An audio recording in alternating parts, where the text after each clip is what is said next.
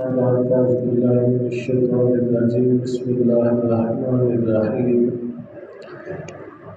إن الله يأمركم أن تؤدوا الأمانات إلى أهلها وإذا حكمتم بين الناس أن تحكموا بالعدل إن الله نعم يعظكم به إن الله كان سميعا بصيرا يا أيها الذين آمنوا أطيعوا الله وأطيعوا الرسول وأولي الأمر منكم وإن تنازعتم في شيء فردوه إلى الله والرسول إن كنتم تؤمنون بالله واليوم الآخر ذلك خير وأحسن تأويلا صدق الله العظيم وبلغنا رسوله النبي الكريم الصلاة والسلام عليك يا سيدي يا رسول الله وعلى آلك وصحبك يا سيدي يا حبيب الله۔ عزت و احترام کے لائق نمازی بھائیوں دوستوں بزرگوں، اللہ رب العزت کا لاتعداد مرتبہ شکر کہ جس کی توفیق سے درس قرآن کی ان بابرکت گھڑیوں میں ہم سب حاضر ہیں۔ درس قرآن کا یہ تسلسل سورہ نساء کی آیت نمبر 58 اور 9 کا آپ کو گوش گزار کیا جائے گا۔ آیت نمبر 58 کا آدھا حصہ ہو چکا اور آدھا حصہ اس کا آج باقی ہے۔ پوری آیت یہ ہے کہ ان اللہ یامرکم ان تؤدوا الامانات الی اہلھا، کہ اللہ تمہیں حکم دیتا ہے کہ امانتیں اہل لوگوں کے سپرد کرو۔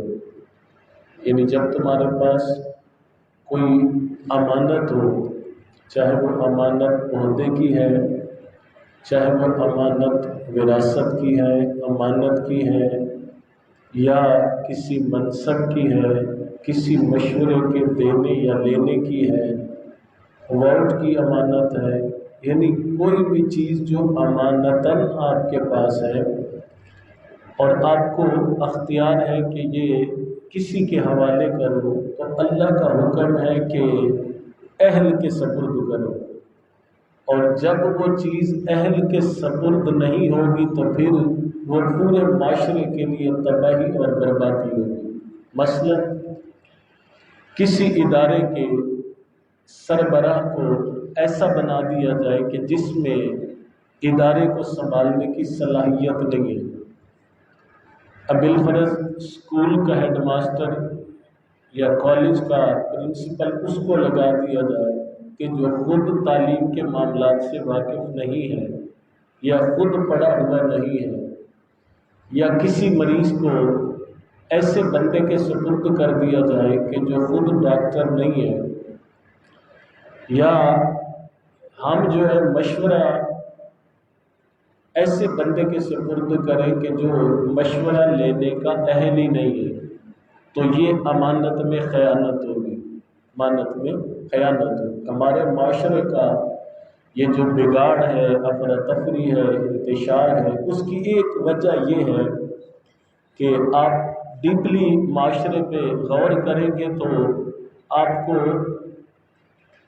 پورے ادارے ایسے لوگوں کے سپرد نظر آئیں گے کہ جن میں وہ ایبیلٹی نہیں ہے، اہلیت نہیں ہے، ان میں وہ گیٹس نہیں ہے کہ ادارے کو سنبھال سکے۔ وہ جس طرح کہتے ہیں نا کہ گلستان کو برباد کرنے کے لیے ایک الو ہی کافی تھا، گلستان کو برباد کرنے کے لیے ایک الو ہی کافی تھا، یہاں ہر شاخ پہ الو بیٹھا ہے، انجام میں گلستان کیا ہوگا؟ ٹھیک ہے، تو جب ہر شاخ پہ جو ہے اس طرح نہ اہل بٹھا دیے جائیں تو پھر گلستان نے تو برباد ہونا۔ اس لیے اللہ نے فرمایا کہ اللہ تمہیں حکم دیتا ہے کہ تم امانت اہل کے سپرد کرو، کہ تمہارے پاس ایک امانت ہے، جو اس کا صحیح معنوں میں حقدار ہے اس کے حوالے کرو۔ اس کے بعد فرمایا وَإِذَا حَكَمْتُمْ بَيْنَ النَّاسِ، جب تم لوگوں کے درمیان فیصلہ کرو، أَن تَحْكُمُوا بِالْعَدْلِ، تو پھر تم انصاف اور عدل کے مطابق فیصلہ کرو۔ اسلام کا ایک اپنا عادلانہ نظام ہے، اسلام کا ایک اپنا فیصلہ سازی کا قانون ہے، اصول ہے۔ اسلام کے نظام عدل میں ایک رتی برابر بھی گنجائش نہیں ہے کہ کسی کے ساتھ ظلم یا ناانصافی کی جائے۔ حتیٰ کہ اسلام کا نظام یہ ہے کہ حضور صلی اللہ علیہ وسلم فرماتے ہیں کہ پہلی قومیں اس لیے تباہ ہوئی کہ اس میں طاقتور کو چھوڑ دیا جاتا اور غریب کو سزا دی جاتی۔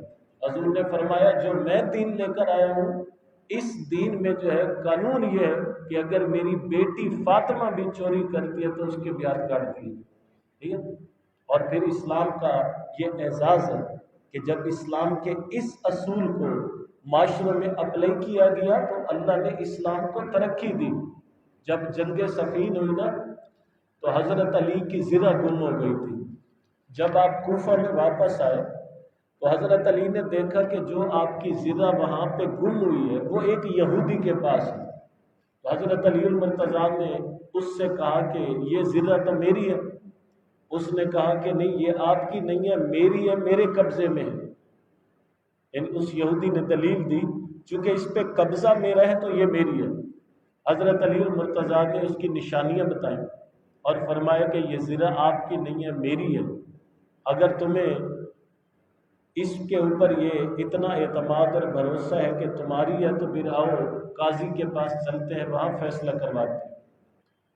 وہ راضی ہو گیا تو حضرت علی المرتضیٰ اس کو لے کر قاضی شریح کے پاس آئے کوفہ میں۔ ایک طرف حضرت علی المرتضیٰ کھڑے ہیں، دوسری طرف وہ یہودی تلوار لے کے کھڑا ہے۔ قاضی نے پوچھا حضرت علی سے کہ بتاؤ آپ کے پاس کیا ثبوت ہے کہ یہ تمہاری تلوار ہے؟ تو حضرت علی نے تلوار کی نشانیاں بتائی۔ یہودی سے پوچھا بھئی تمہارے پاس کیا دلیل ہے کہ یہ تلوار تمہاری ہے؟ وہ کہنے لگا یہ میرے قبضے میں ہے چونکہ اس لیے میری ہے۔ قاضی نے بولا حضرت علی سے کہ اے علی، تمہارے پاس کوئی گواہ ہے جو گواہی دے دے کہ یہ تلوار تمہاری ہے؟ تو حضرت علی المرتضیٰ نے کہا میرا بیٹا حسن بھی گواہ ہے اور میرا غلام قمبر بھی گواہ ہے۔ تو قاضی نے کہا اے علی، تم جانتے ہو یہ اسلام کا اصول ہے کہ بیٹے کی گواہی باپ کے لیے قابل قبول نہیں ہے۔ بیٹے کی گواہی باپ کے حق میں قبول نہیں ہے۔ جب قاضی نے یہ بات کی نا، وہ جو یہودی اپنے ہاتھ میں تلوار لے کے کھڑا تھا اس نے کہا قاضی صاحب بس آگے آپ کوئی ثبوت پروف نہ مانگے، اگر آپ کے مذہب کی یہ تعلیم اور یہ قانون ہے کہ بیٹے کی گواہی باپ کے حق میں قبول نہیں ہے تو میں یہ تلوار بھی علی کو دیتا ہوں اور اس مذہب میں داخل ہونے کا اعلان کرتا ہوں اور محمد کا کلمہ پڑھتا ہوں۔ کہ جس اسلام کے نظام عدل میں وہ بیٹا باپ کے لیے گواہی نہیں دے سکتا، اس کا اور حسن اور اس کا اور نظام کیا ہوگا۔ پھر حضرت علی المرتضیٰ نے اس کے مسلمان ہونے پہ اتنی خوشی ظاہر کی کہ حضرت علی المرتضیٰ نے پھر وہ زرہ اس کو تحفے میں دے دی اور ساتھ میں ایک گھوڑا بھی دے دیا تھا کہ تم مسلمان ہوئے ہو، تم نے میرے نبی کا کلمہ پڑھا ہے، تمہارے کلمہ پڑھنے پہ اتنی خوشی ہے کہ یہ تلوار بھی تمہاری ہے اور گھوڑا بھی تمہارا ہے۔ ٹھیک ہے؟ تو جب عدل کا نظام قائم ہو تو پھر اللہ اسلام کو یہ عزت عطا ہے۔ اور اس کے برعکس اگر کوئی غلط فیصلہ کرتا ہے، آپ کو بھی کبھی زندگی میں یہ چانس مل سکتا ہے، پنچایتیں ہوتی ہیں، مصالحاتی کمیٹیاں ہوتی ہیں، کوئی بندہ ثالثی کا کردار ادا کرتا ہے، تو یہ آپ کو پتہ ہونا چاہیے کہ جب آپ ثالث کا کردار ادا کریں، قاضی کا کردار ادا کریں تو آپ کے لیے ضروری ہے کہ اس میں رشتہ داری، برادری، محلے داری، اپنا پرایا یہ چیزیں نہیں رکھی جائیں۔ حق اور سچ کو جو ہے وہ سامنے رکھتے ہوئے فیصلہ کیا جائے۔ حضور صلی اللہ علیہ وسلم نے فرمایا کہ 3 قسم کے قاضی، 3 قسم کے فیصلہ کرنے والے دوزخ میں جائیں گے۔ حضور صلی اللہ علیہ وسلم نے فرمایا ایک قاضی وہ جو سچ جانے اور سچ کے خلاف فیصلہ دے دے، یعنی اس کو پتہ ہو کہ سچ کیا ہے لیکن فیصلہ سچ کے خلاف دے، حضور فرماتے ہیں وہ قاضی دوزخ میں جائے گا۔ دوسرا حضور صلی اللہ علیہ وسلم نے فرمایا وہ قاضی جو جہالت کی بنا پہ فیصلہ کر دے، جو جہالت کی بنا پہ فیصلہ کر دے، یعنی بات کا ثبوت نہ آئے، بات کی دلیل نہ آئے، بات کا کوئی سر پیر نہ ملے، اور جہالت میں جو ہے فیصلہ کر دے، جذبات میں آ کے فیصلہ کر دے، حضور فرماتے ہیں وہ بھی دوزخ میں جائے گا۔ اور تیسرا حضور صلی اللہ علیہ وسلم نے فرمایا وہ قاضی کہ جو جانبداری کا مظاہرہ کرتے ہوئے فیصلہ کرے، ٹھیک ہے؟ یہ اکثر آپ دیکھتے ہیں نا، ابھی وہ کیس جو ہے وہ سپریم کورٹ میں، ہائی کورٹ میں دائر ہوتا ہے تو آدھی عوام پہلے کہنا شروع کر دیتی ہے یہ فیصلہ آنا، ٹھیک ہے، یہ فیصلہ آنا۔ تو یہ چیزیں پہلے ایڈوانس پتہ چل جاتی ہیں کہ کیا ہونے والا ہے، تو یہ پھر فیصلے نہیں ہوتے۔ تو اس لیے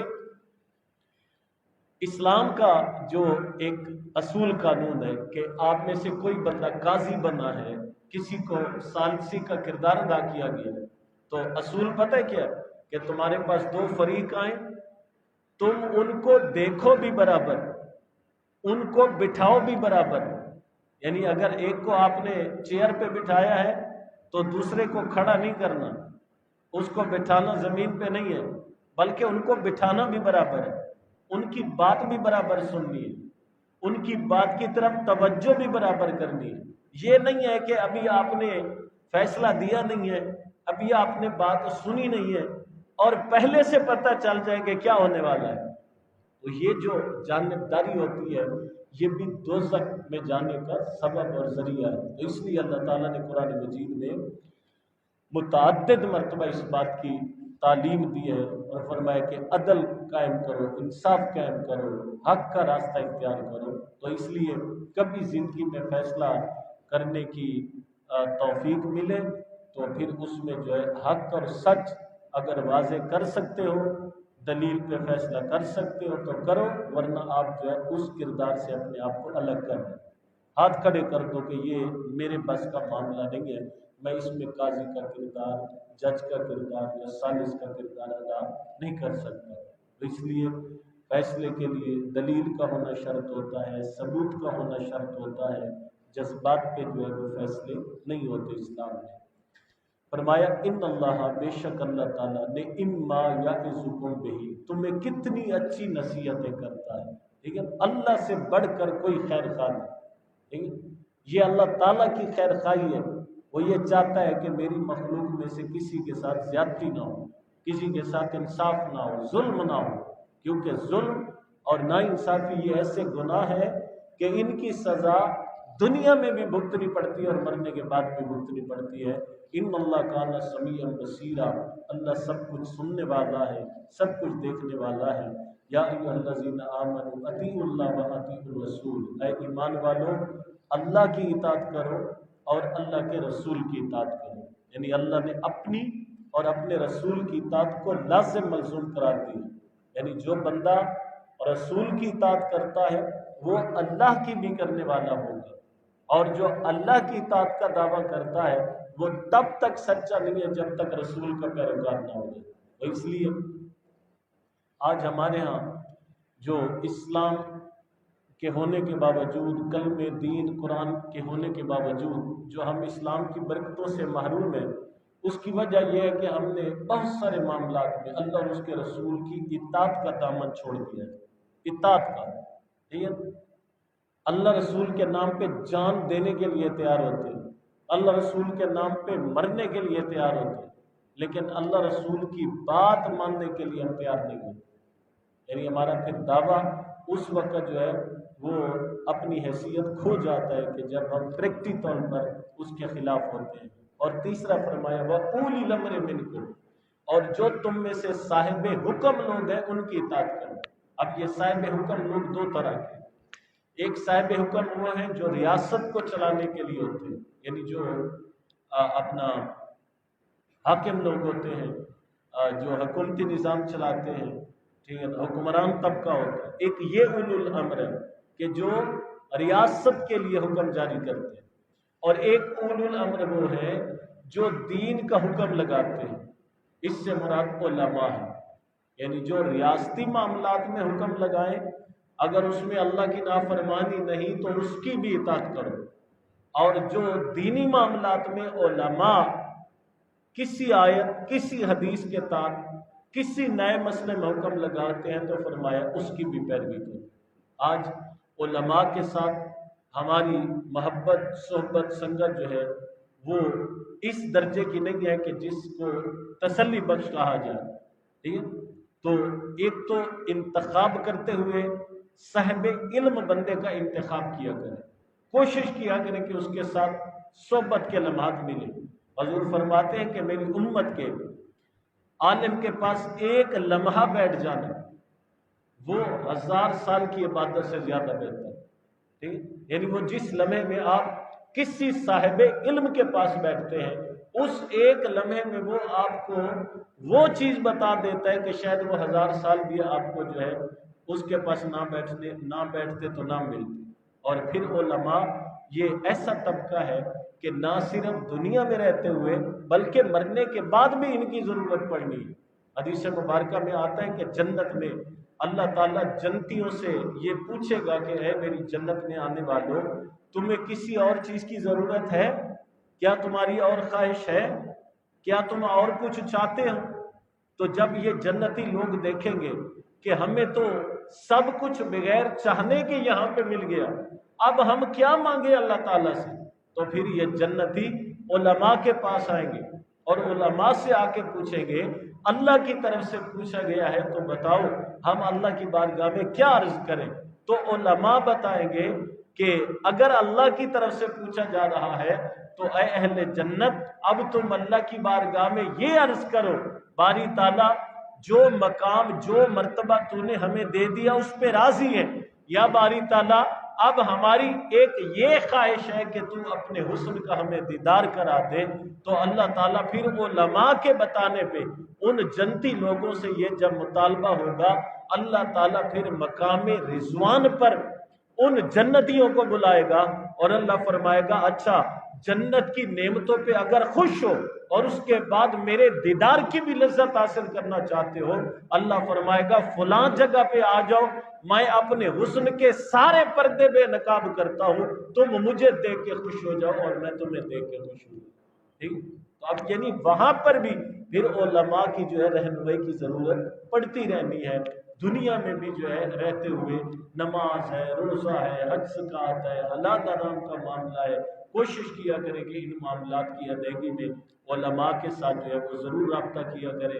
کسی بھی دینی معاملے میں علماء کی رہنمائی، کسی بھی صاحب علم کی، ٹھیک ہے، کسی بھی صاحب علم کی، کوئی میں نومینیٹ نہیں کرنا چاہتا، ٹھیک ہے، بس یہ معلوم ہو کہ یہ صاحب علم ہے، صاحب مرتبہ ہے، اس کی رہنمائی میں جو ہے آپ دینی معاملات اگر سر انجام دیں گے تو انشاءاللہ پھر اس میں بہتری ہوگی۔ اب جس طرح اللہ نہ کرے طلاق دینے کے بعد جب علماء کے پاس آتے ہیں کہ یہ ہو گئی تو اب کیا کیا جائے، تو کوشش کریں طلاق دینے سے پہلے علماء کے پاس جائیں کہ وہ تمہیں ایسا راستہ بتا دے، ایسا طریقہ بتا دے کہ گھر اجڑنے کی بجائے بسنے والا بن جائے، ٹھیک ہے، وہ توڑنے سے پہلے جوڑنے والوں کے پاس آ جائے کہ وہ تمہیں شاید کو جوڑنے کا بھی حل بتا دے۔ تو اس طرح پھر اللہ تعالیٰ دنیا کے معاملات میں بھی آخرت کے معاملات میں بھی بہتری فرما دیتا ہے۔ اللہ کے حضور التجا ہے کہ اللہ تعالیٰ اپنی لاریب کتاب کے ان احکام کو سننے کے بعد عمل کرنے کی توفیق عطا فرمائے۔ واخر دعوانا الحمدللہ رب العالمین۔ کوئی سوال کسی ساتھی کے ذہن میں ہو تو کر سکتے ہیں۔ اللهم صل على سيدنا ومولانا محمد عدد ما في الإسلام والدائمة اللهم ربنا ظلمنا أنفسنا وإن لم تغفر لنا وترحمنا لنكونن من الخاسرين رب اشرح لي صدري ويسر لي أمري واحلل عقدة من لساني يفقهوا قولي اللهم إنا نسألك العفو والعافية والمعافاة في الدين والدنيا والآخرة وصلى الله تعالى على